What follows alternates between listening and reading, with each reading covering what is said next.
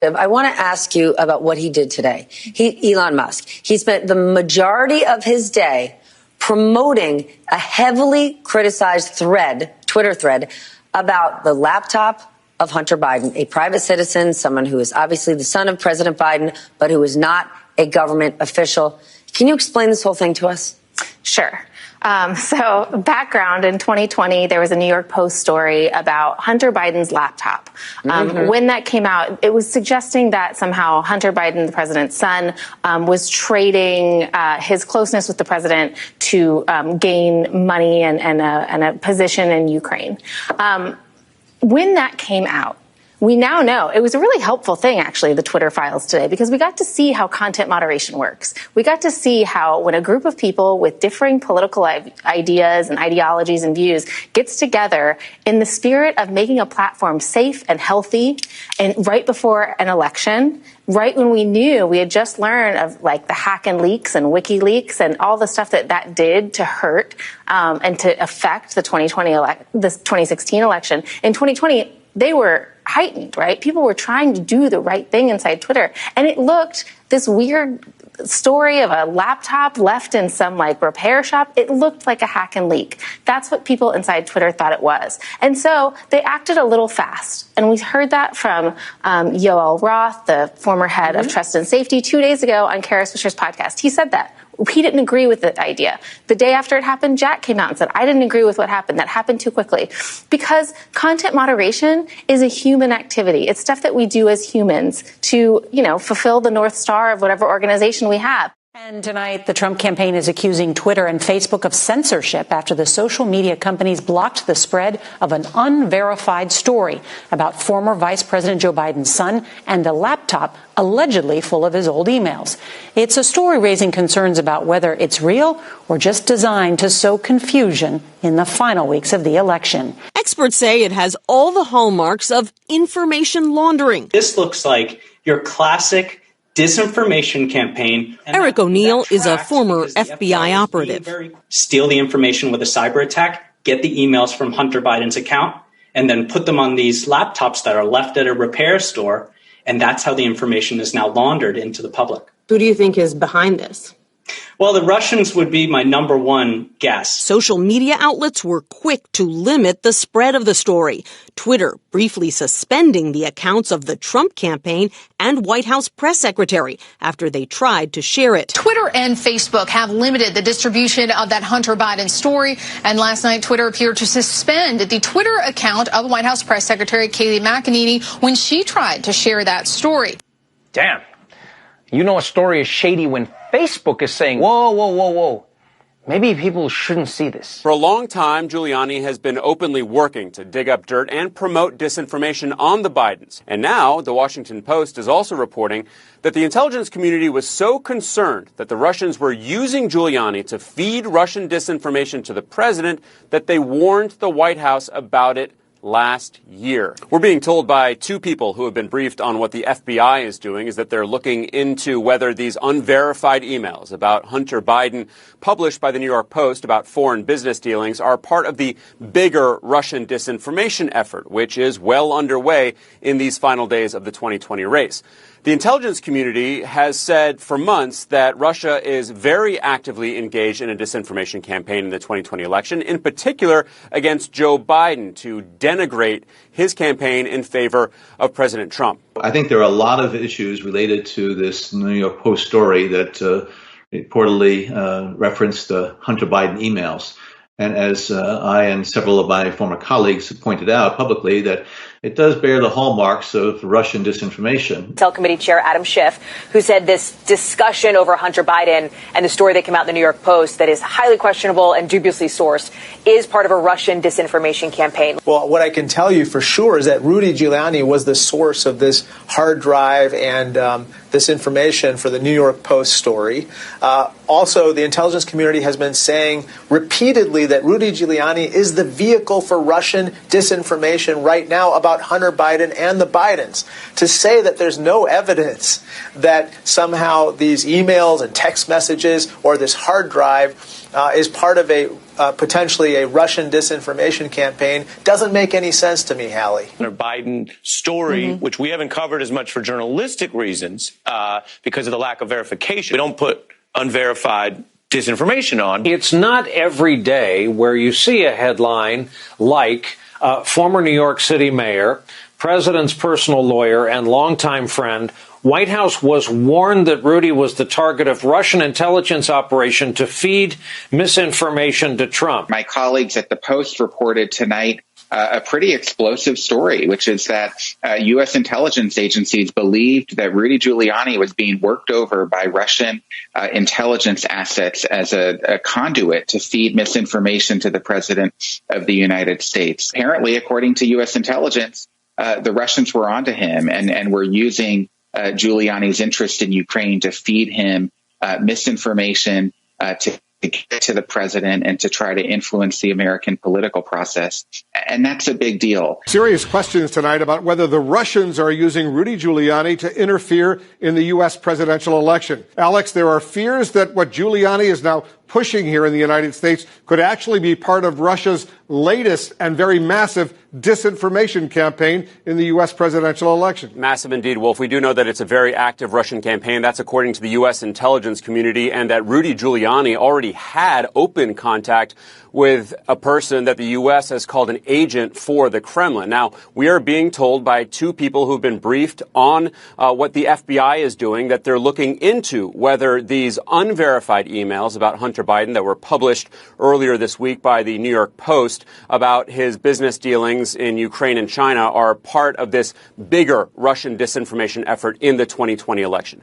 Now, those efforts, according to the intelligence community, are to denigrate the Biden campaign and the former vice president in favor of President Trump. Over the past few days, President Trump has highlighted a report by the New York Post about Hunter Biden, Joe Biden's son. There are major questions about the origins and the accuracy of that story. The president's personal attorney was peddling Russian disinformation. Former senior intelligence official tells me that President Trump was warned Giuliani's information was likely Russian disinformation by National Security Advisor Robert O'Brien, CIA Director Gina Haspel, Director of National Intelligence Joe Maguire, White House counsel Pat Cipollone, Attorney General Bill Barr, all told the president not to trust Giuliani, and this was first reported, Judy, by the Washington. The Biden campaign says that this is Russian disinformation. New questions today about an unverified report in the New York Post on Joe Biden's son Hunter. Among them is Rudy Giuliani, the president's personal lawyer, tied to a Russian effort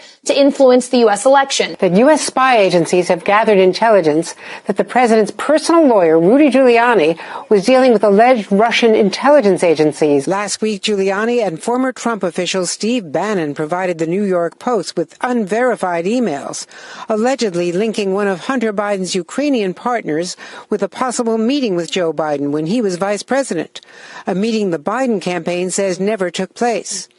Experts say the emails cannot be authenticated. Some may have been altered or are fake.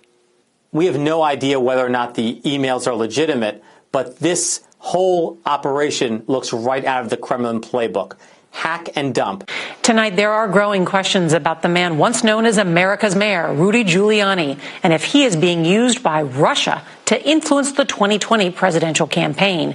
President Trump on the attack today, going after Joe Biden and his family with dubious accusations. I'll tell you what, it's an organized crime family as far as I'm concerned.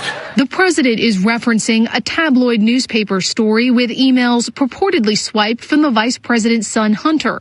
But CBS News has learned the president was personally warned by the National Security Advisor Robert O'Brien that the man who provided the information to the tabloid, his personal attorney Rudy Giuliani, was the target of a Russian influence campaign aimed at discrediting Biden. CBS News has learned the FBI is now looking into whether the information found on the device may be part of a Russian disinformation campaign. This looks like Russian intelligence. This walks like Russian intelligence. This talks like Russian intelligence. This effort by Rudy Giuliani and the New York Post and Steve Bannon to cook up supposed dirt on Joe Biden looks like a classic Russian playbook disinformation campaign. So when the intelligence community goes in and warns Donald Trump that Rudy Giuliani is being worked over by Russian intelligence, and then Rudy Giuliani suddenly comes forward with these mysteriously created emails, probably hacked through a Russian intelligence operation, we have to acknowledge the fact that the President of the United States is supporting, is condoning, is welcoming a Russian intelligence operation in 2020. Nicole, this is collusion in plain sight. This is just classic textbook Soviet Russian tradecraft at work. The Russians have analyzed the target. They understand that the president and his enablers crave dirt on Vice President Biden, whether it's real or contrived, it doesn't matter to them. And so all of a sudden, two and a half weeks before the election, this laptop appears somehow and emails on it without any metadata. It's all very curious. But so here you have a willing target, and the Russians, who are very sophisticated about how to exploit a willing target. And to me, that's what's at work. The collusion between the media and the government is pretty apparent, especially left-wing media and left-wing government. It's pretty fucking apparent that there's some narratives that get shared back and forth, and they have talking points, and they don't talk about things they're not supposed to, like the Hunter Biden laptop story or something that's actual news. Just gets crazy story. Because if that was the Donald Trump Jr. laptop, holy fucking shit, would that lead every night? I mean, this whole Russia collusion story has turned out to be completely nonsense. That's insane. Yeah. That's insane. That was 3.5 years the American public was getting beat down with the Russia collusion thing. And it wasn't real. And it was created. Yeah. It was created by the Democratic Party. Maybe that's not the exact thing, but it was created by people that were insiders in the Democratic Party. Yeah, and no one's being held accountable. No one's going to jail for it. But they were trying to literally impeach Trump for some shit that they made up. But look, Trump's not a perfect guy. This is not a pro-Trump speech. I think it's safe to say Trump is not a perfect guy.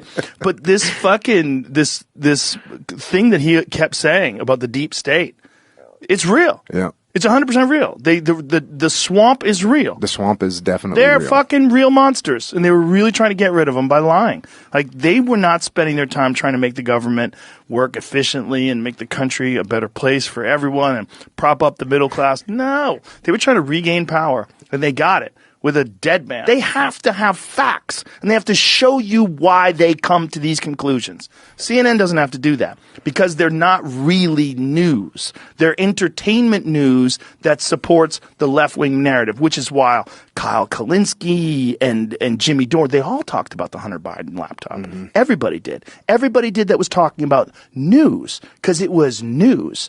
CNN was like, what? Laptop? Huh? Laptop? There's a laptop? I don't heard nothing about a laptop. I haven't heard anything. And that has obviously the Hunter Biden laptop. That could have swayed the election. Fuck. I mean, that thing is insane. Yeah. That thing is insane. He's got a fucking bank account with his dad. It's insane. Yeah. The media, especially the media that downplayed and censored the whole Hunter Biden story, is now trying to downplay your release. Obviously, because they are under fire as well, right? Because they have been exposed by this release. What do you want to say to them? What do you want to say to the media that is trying to turn this into a nothing burger? Well, they're trying to turn it into a nothing burger because they were complicit in deceiving the American public. And so rather than admit that they lied to the public, they're trying to pretend that this is a nothing burger, obviously. To anyone looking at it, that's clearly what happened. Shame on them. Yeah, I agree with that. And then the other important thing here is that you are basically exposing collusion between a political party and in one file that was released, it was even called the Biden team contacting Twitter. I mean, that is election interference, isn't it? Yeah, clearly, if Twitter is doing one team's bidding before an election, shutting down dissenting voices on a pivotal election, that is the very definition of election interference. I mean, what the hell else would you? Of course, it's like, yes,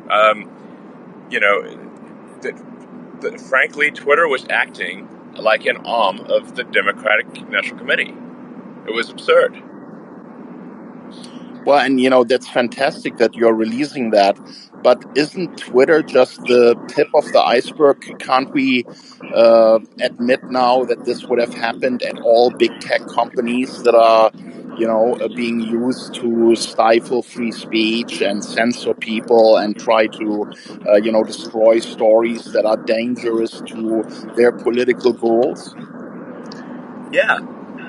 No, I mean the level of collusion is insane. Like Twitter is the one company that is no longer colluding, and is no longer just going with the sort of NPC groupthink. So I don't know. I should probably increase my security or something. 50 former national intelligence folks who said that what he's accusing me of is a Russian plan. They have said that this has all the 5 former heads of the CIA, both parties, say what he's saying is a bunch of garbage. This is classic Trump. We have 4 days left, and all of a sudden there's a laptop. There's overwhelming evidence that from the intelligence community that the Russians are engaged. I still think that the stories from the fall about your son Hunter were Russian disinformation and a smear campaign, like you said. Yes.